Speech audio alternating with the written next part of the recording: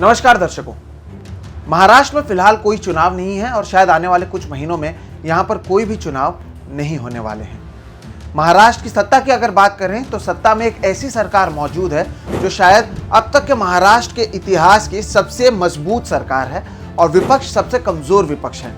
लेकिन इसके बावजूद अब 21वीं सदी के महाराष्ट्र में हम 17वीं सदी के एक राजा को लेकर राजनीति कर रहे हैं। औरंगजेब को लेकर यहाँ पर लोग सड़कों पर उतर रहे हैं, आगजनी की जा रही है और ये सब उस नागपुर से हो रहा है जहां पर देवेंद्र फडणवीस जो महाराष्ट्र के मुख्यमंत्री हैं वो आते हैं और वही महाराष्ट्र के गृह मंत्री भी हैं। जिस तरह से 17वीं सदी के एक राजा को लेकर हम 21वीं सदी में आगजनी कर रहे हैं, राजनीति कर रहे हैं, ये भी दर्शाता है कि महाराष्ट्र के लोग और महाराष्ट्र के जो नेता हैं वो मेंटली कितने बैंकरप्ट हो चुके हैं। और दुनिया में जहां पर लोग एआई, मार्स और दुनिया भर में अपने टेक्नोलॉजी को आगे बढ़ाने की कोशिश कर रहे हैं, तो वहीं महाराष्ट्र में अब हम केवल औरंगजेब और उसकी कब्र पर बातचीत कर रहे हैं। नमस्कार दोस्तों, मेरा नाम है सोहित मिश्रा और आप सभी का एक नए एपिसोड में बहुत बहुत स्वागत है। इस एपिसोड में हम आपको बताएंगे नागपुर में क्या हुआ, महाराष्ट्र की राजनीति क्या है और ये क्यों किया जा रहा है और इसके पीछे की इनकी परिस्थिति या मनोस्थिति क्या है, इसके बारे में भी हम आपको बताएंगे। अगर आपने अब तक मेरे इस चैनल सोहित मिश्रा ऑफिशियल को सब्सक्राइब नहीं किया है तो जरूर कर लें।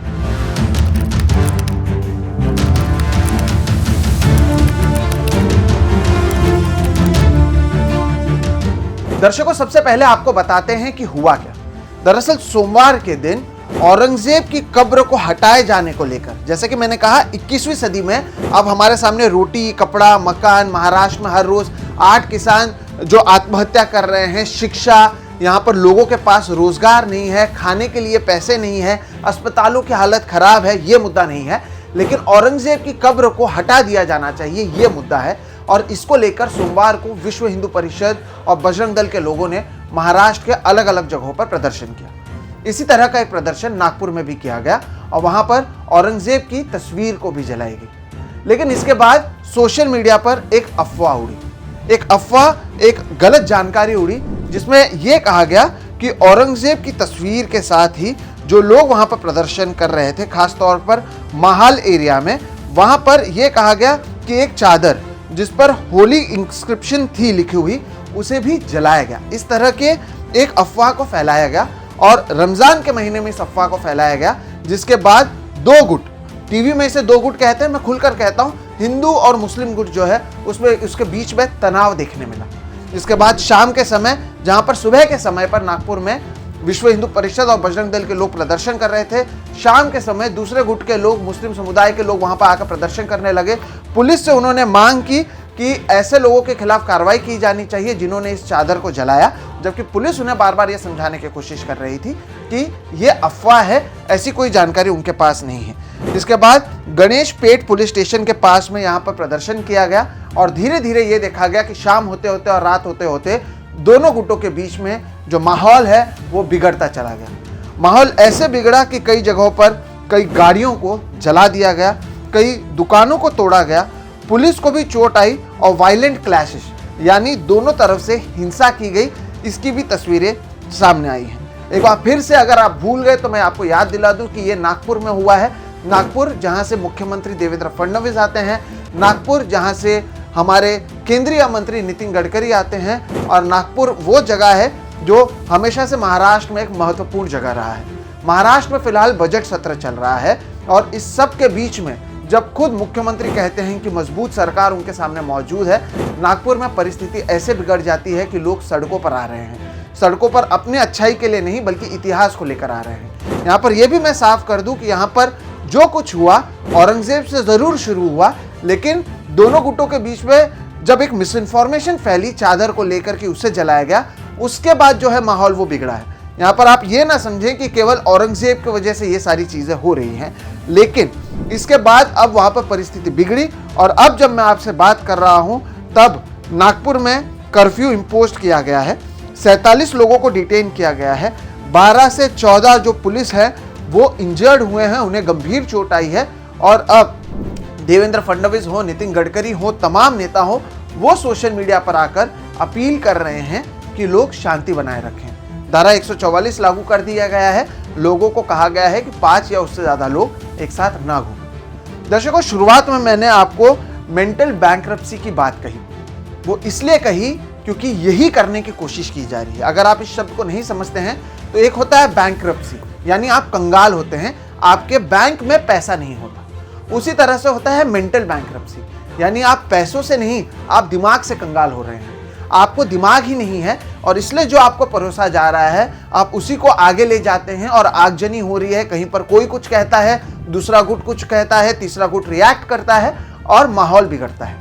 ये शर्म की बात है कि मोहनदास करमचंद गांधी के देश में हम जिस महाराष्ट्र से आते हैं, जहां पर शाहू फुले अंबेडकर की हम बात करते हैं, जहां से इतने विचारवंत लोग आए हैं, वहां पर हम औरंगजेब को लेकर लड़ रहे हैं। वहां पर एक अफवाह फैल जाती है और परिस्थिति ऐसे बिगड़ जाती है कि लोग एक दूसरे के खिलाफ ही हर रोज लड़ने लग जाते हैं।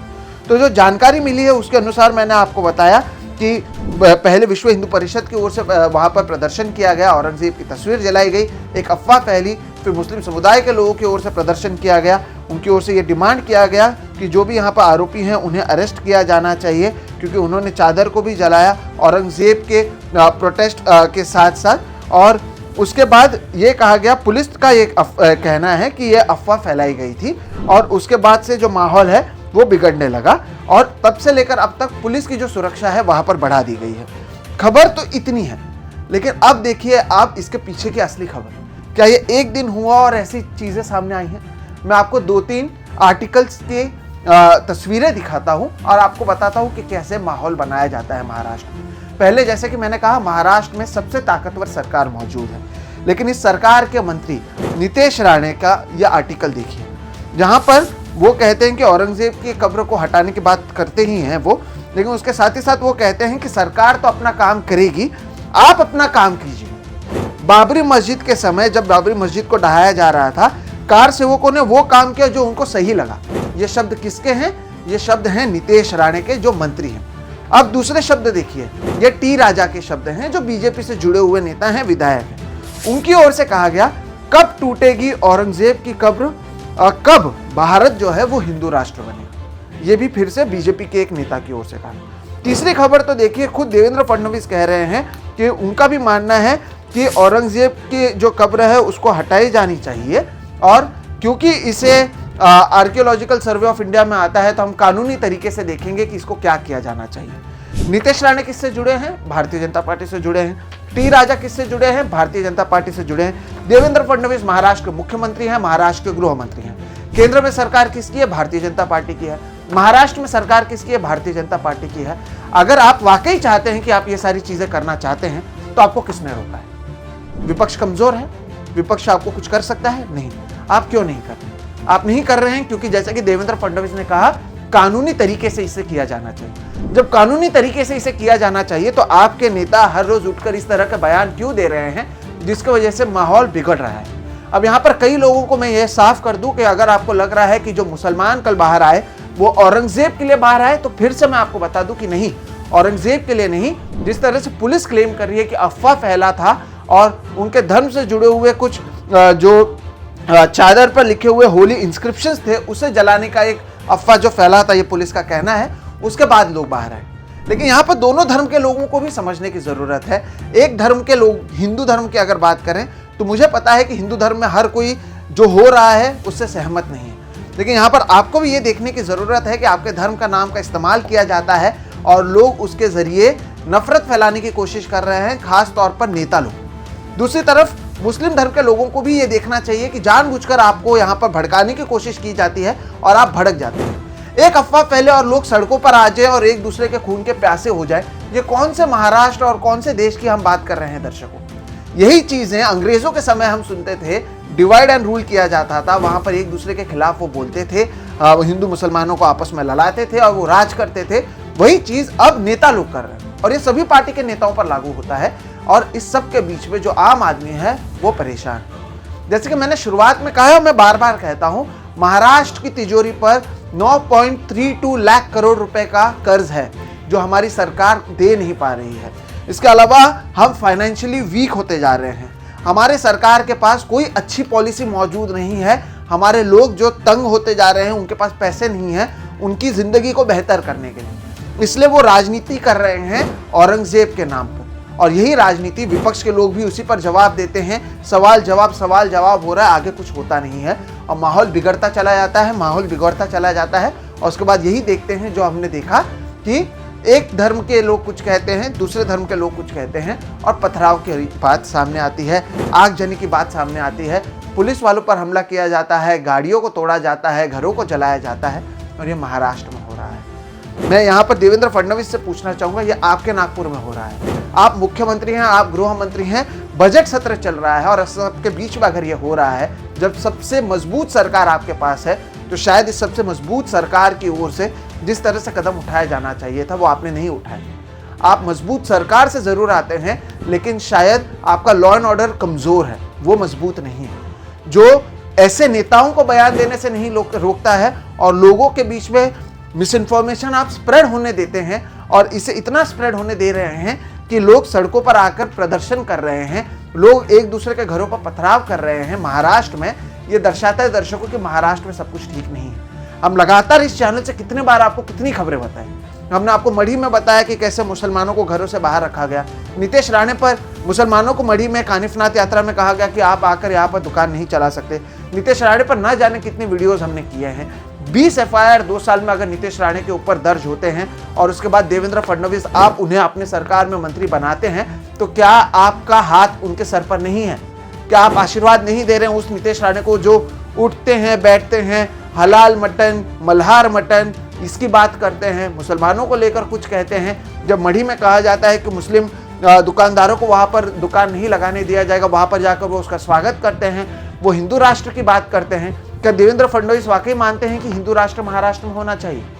ये देखिए कि आप 12-15 दिन से महाराष्ट्र का बजट सत्र चल रहा है, औरंगजेब, मुगल, मटन, इसके आगे कुछ नहीं हो रहा।